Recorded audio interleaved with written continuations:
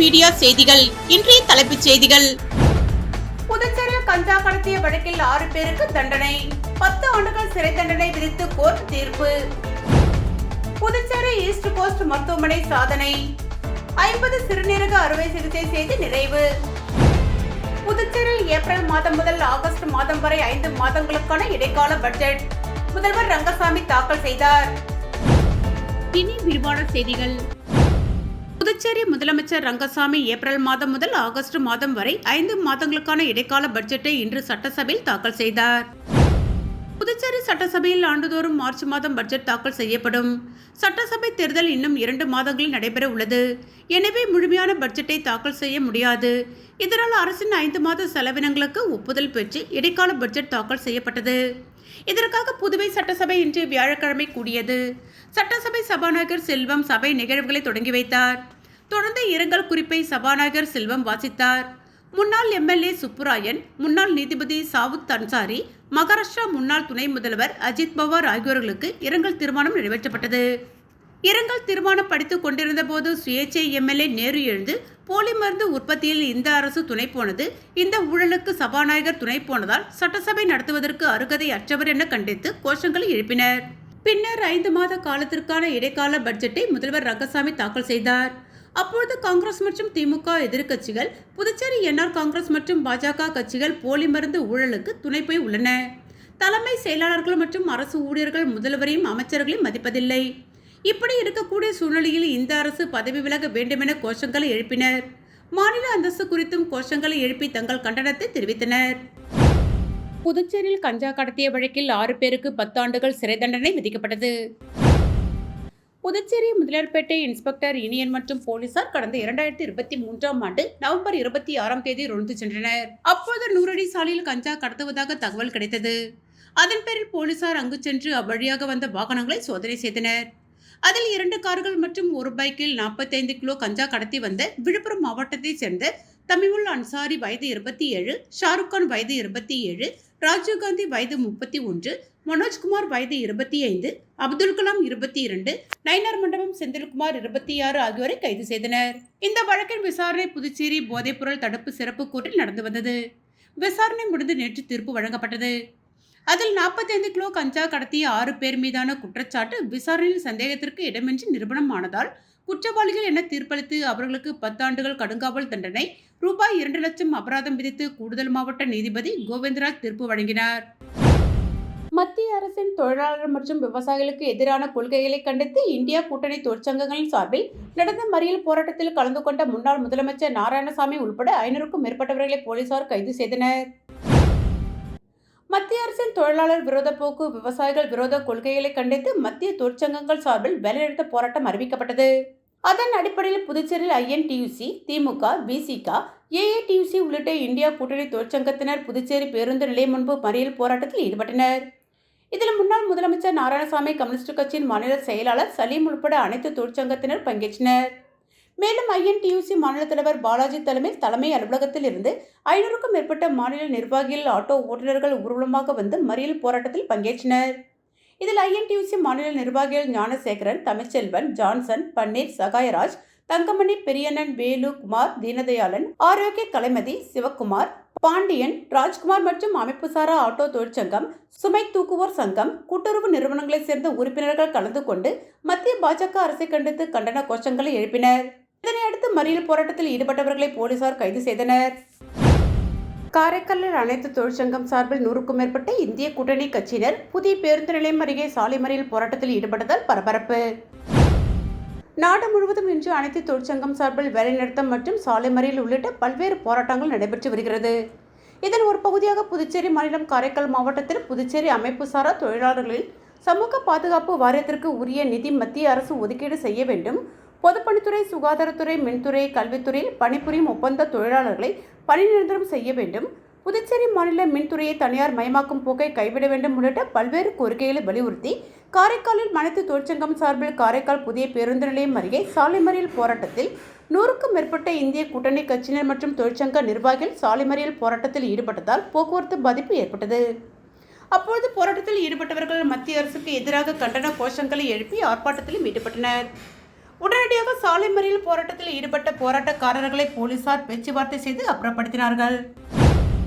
ஆழ்கடலில் பேனர் வைத்து பிரச்சாரம். காமராஜர் நகர் தொகுதியில் போட்டியிட ஜேசிஎம்க்கு இளைஞர் அழைப்பு.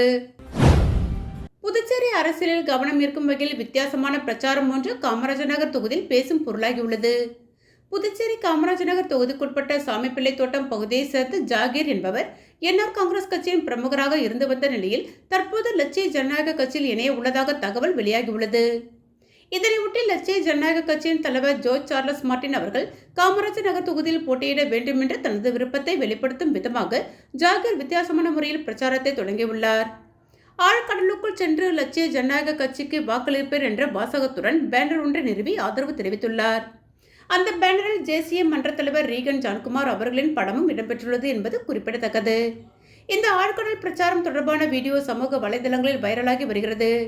இவ்விதமான புதுமையான பிரச்சாரம் காமராஜர் நகர் தொகுதி பொதுமக்கள் மத்தியில் பெரும் உற்சாகத்தையும் கவனத்தையும் ஏற்படுத்தியுள்ளது.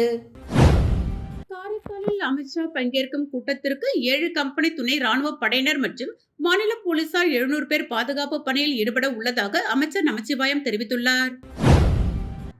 இது தொடர்பாக காரைக்காலில் செய்தியாளர்களிடம் பேசிய அமைச்சர் நமச்சிவாயம், காரைக்காலுக்கு பிப்ரவரி 14ஆம் தேதி மத்திய உள்துறை அமைச்சர் அமித்ஷா வருகிறார். அவரின் பாதுகாப்பு பணியில் புதுச்சேரியிலிருந்து 350, காரைக்காலில் இருந்து 350 போலீசாரும் துணை ராணுவ படையினர் 7 கம்பெனி அளவில் வந்து பாதுகாப்பு பணியில் ஈடுபட உள்ளனர். காரைக்கால் மாவட்டத்தில் ட்ரோன் பறக்க அனுமதி கிடையாது என்றார்.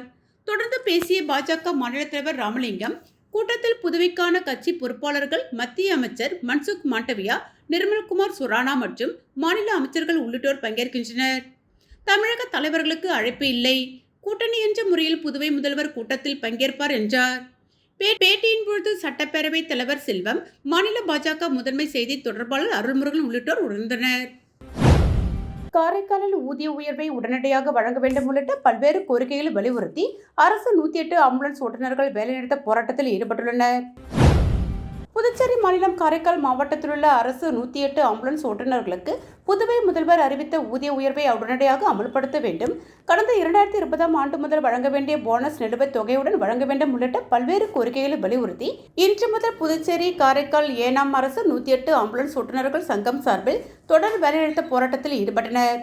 இந்த நிலையில் பல்வேறு கோரிக்கைகளை வலியுறுத்தி அரசு 108 ஆம்புலன்ஸ் ஓட்டுநர்கள் வேலைநிறுத்தம் போராட்டம் காரணமாக காரைக்கால் அரசு மருத்துவமனையில் பல்வேறு பணிகள் பாதிக்கப்பட்டுள்ளது.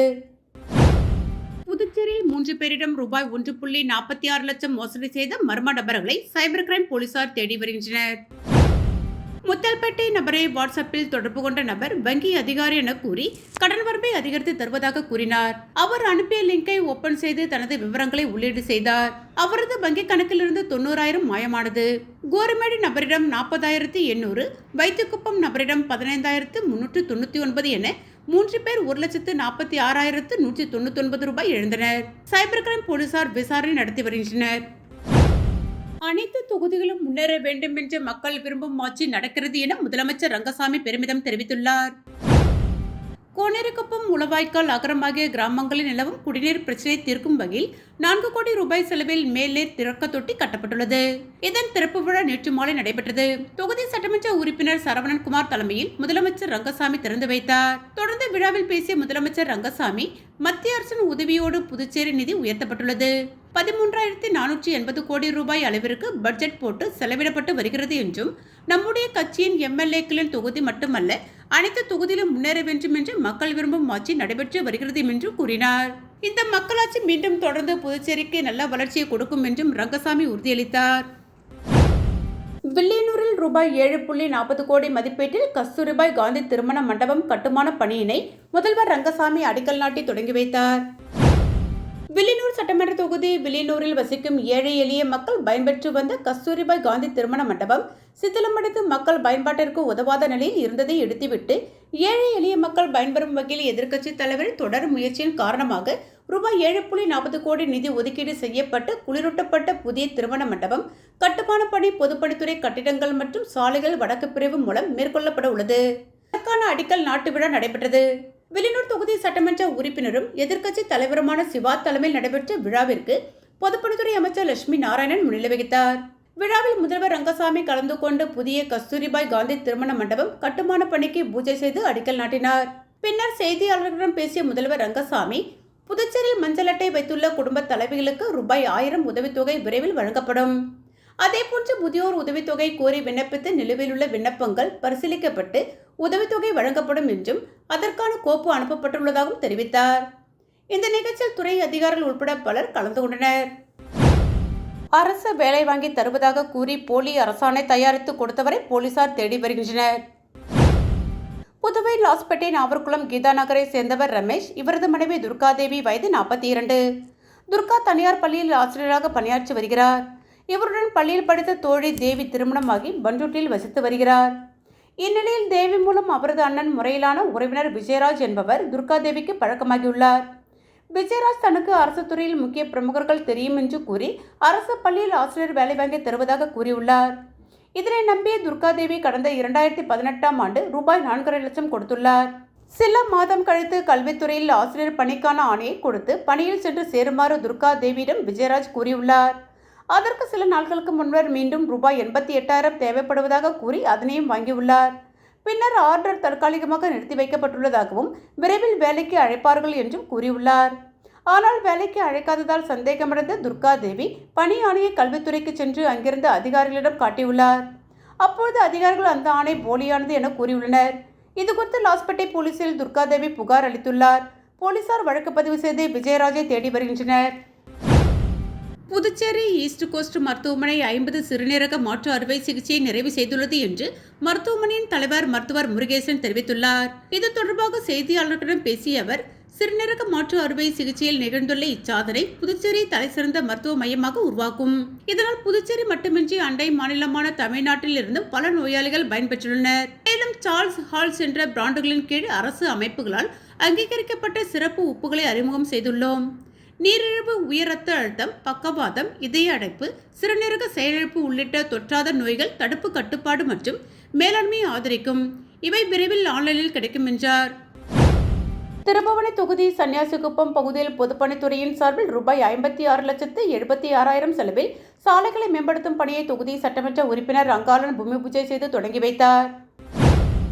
புதுச்சேரி மாநிலம் திருபுவனை சட்டமன்ற தொகுதிக்குட்பட்ட சன்னியாசிக்குப்பம் முதல் மாநில எல்லை வரையும் சன்னியாசிக்குப்பம் கிராம சாலை ஆகிய பகுதிகளில் சாலைகளை மேம்படுத்தும் பணிக்கான பூமி பூஜை ரூபாய் 56,70,000 செலவில் நடைபெற்றது.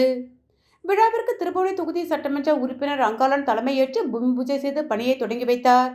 இதில் புதுச்சேரி அரசு பொதுப்பணித்துறை தலைமை பொறியாளர் வீரசெல்வம், பொதுப்பணித்துறை கட்டிடங்கள் மற்றும் சாலைகள் வடக்கு கோட்ட செயற் பொறியாளர் வைத்தியநாதன், உதவி பொறியாளர் குலோத்துங்கன், இளநிலை பொறியாளர்கள் தேவேந்திரன், கிருபாகரன், ஒப்பந்ததாரர் அருணகிரி, ஜேசிய மக்கள் மன்ற திருபுவனை தொகுதி தலைவர் ரவிக்குமார், பொது செயலாளர் வடிவேல் மற்றும் கிராம முக்கியஸ்தர்கள், எம்எல்ஏவின் ஆதரவாளர்கள், பொதுமக்கள் உட்பட ஏராளமானோர் கலந்து கொண்டனர். பேராம்பட்டினம் செங்கழநீர் அம்மன் ஆலயத்தின் நன்னீராட்டு பெருவிழாவில் துணைநிலை ஆளுநர் கைலாஷ்நாதர் கலந்து கொண்டு சாமி தரிசனம் செய்தார். புதுச்சேரி அரசு இந்து சமய அறநிலைத்துறை ஆளுகைக்கு உட்பட்ட அரியாங்குப்பம், கும்பியூன், வீராம்பட்டினம் அருள்மிகு ஸ்ரீ செங்கழநீர் அம்மன் ஆலயத்தின் அஷ்டபந்தன ரஜத பந்தன மகா கும்பாபிஷேகம் எனும் திருக்குட நன்னீராட்டு பெருவிழா மிக சிறப்பாக நடைபெற்றது. முன்னதாக மங்கள இசையுடன் தொடங்கிய நிகழ்ச்சியில் விக்னேஸ்வர பூஜை, கணபதி ஹோமம், நவக்கிரக ஹோமம், தனபூஜை, கோபூஜை, அஸ்வ பூஜை, யாகசாலை அலங்காரம், கும்ப அலங்காரம், யாகசாலை பிரவேசம் ஆகியவற்றை தொடர்ந்து 6 கால யாகசாலை பூஜைகள், மகா பூர்ணாகுதி, யாத்ராதானம், கடம் புறப்பட்டு ஐயனாரப்பன், ராஜகோபுரம், விமானங்கள் மற்றும் மூலவருக்கு மகா கும்பாபிஷேகம் நடைபெற்று மகா தீபாரதனை காண்பிக்கப்பட்டது. இதில் சிறப்பு விருந்தினர்களாக துணைநிலை ஆளுநர் கைலாஷ்நாதன் மற்றும் சட்டமன்ற உறுப்பினர் பாஸ்கர் என்கிற தட்சிணாமூர்த்தி ஆகியோர் கலந்து கொண்டு சாமி தரிசனம் செய்தனர். அவர்களுக்கு ஆலய நிர்வாகிகள் சார்பில் பூரண கும்ப மரியாதை செய்யப்பட்டது. மேலும் இவ்விழாவில் அரியாங்குப்பம் கொம்பியன் பஞ்சாயத்து ஆணையர் விநாயகமூர்த்தி, முன்னாள் ஆணையர் ரமேஷ், புதுச்சேரி மாநில காங்கிரஸ் கமிட்டி மாநில செயலாளர் விஜயலட்சுமி ஜெயமூர்த்தி, அதிமுக மாநில பொருளாளர் ரவி பாண்டுரங்கன், முன்னாள் சேர்மன் ஆனந்தன் மற்றும் முக்கிய பிரமுகர்கள் உட்பட ஏராளமான பக்தர்கள் கலந்து கொண்டு சாமி தரிசனம் செய்து அம்மனின் அருளை பெற்றனர். இதற்கான ஏற்பாடுகளை ஆலய நிர்வாக அதிகாரி சுரேஷ், திருப்பணிக்குழு தலைவர் மகாலிங்கம் என்கிற காத்தவராயன், மக்கள் குழு, திருப்பணிக்குழுவினர், ஊர் பொதுமக்கள் உபயதாரர்கள் செய்திருந்தனர். மீண்டும் இன்றைய தலைப்புச் செய்திகள். புதுச்சேரியில் கஞ்சா கடத்திய வழக்கில் 6 பேருக்கு தண்டனை, 10 ஆண்டுகள் சிறை தண்டனை விதித்து கோர்ட் தீர்ப்பு. புதுச்சேரி ஈஸ்ட் கோஸ்ட் மருத்துவமனை சாதனை, 50 சிறுநீரக அறுவை சிகிச்சை செய்து நிறைவு. புதுச்சேரியில் ஏப்ரல் மாதம் முதல் ஆகஸ்ட் மாதம் வரை 5 மாதங்களுக்கான இடைக்கால பட்ஜெட். முதல்வர் ரங்கசாமி தாக்கல் செய்தார். இத்துடன் A1 மீடியா செய்திகள் நிறைவு பெற்றன. நன்றி.